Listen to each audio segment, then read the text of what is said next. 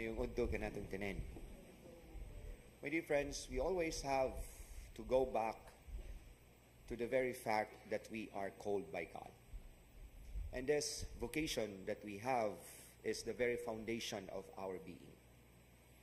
Comes that we are loved by the Lord, the reason of which that He calls us because He trusts in us.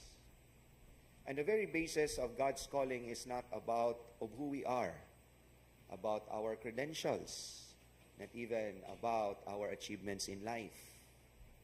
But the Lord calls us because He sees goodness in our hearts. The very basic foundation of who we are as a person. It's not even on how much we have sinned, not even on what are our sins, as a requirement that God would call us if we haven't committed such kind of sins.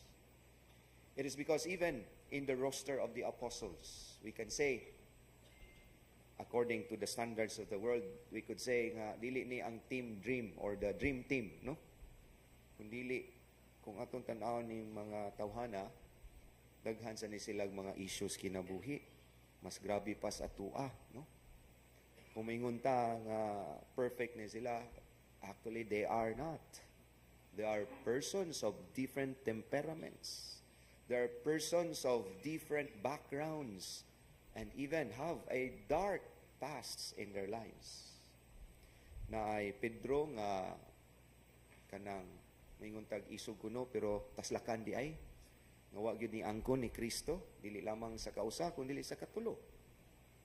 Na ay Tomas nga madudahon kaayo, no? Luoy asawa ini, no? Nga dili mo tuo kung dili makitag ebidensya, maayo ni himuong abogado, no? Na ay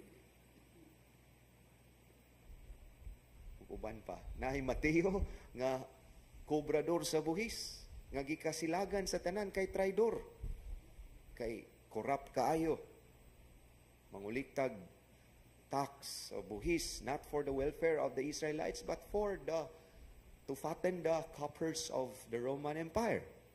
Nga mo'y nagsakop sa mga Hudiyo sa ilahang nasod sa Hudiya.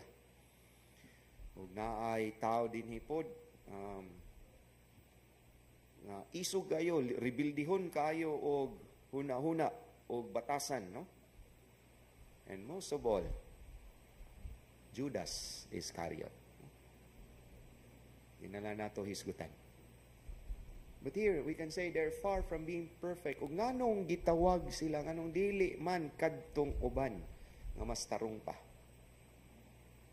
Of course, we cannot say it's because it is God who calls and not according to human standards, but the standards of God, who sees through in our hearts the willingness to love Him despite of our weaknesses and sins. The willingness to acknowledge His authority over us. And these are all good foundations for us to become a follower, a disciple of the Lord. After all, we all struggle in our being disciples of God.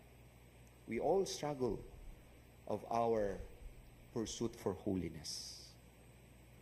Kay ang pag-struggle nindot na kaysa dili na lang yun mo struggle. Kung ni fighta sa ato ang mga weaknesses, nindot kayo na kaysa magpatara na lang ta. And will never raise a finger or to budge our finger, our attention to fight against our sinfulness. Ug mao kini nga ang Ginoo nakakita sa kaayo sa ilahang kasing-kasing. And this is also the same thing that we're going to present to the Lord. Lord, I may not worthy of your calling, but you call me. I have this capacity to love. I have this small capacity to be holy.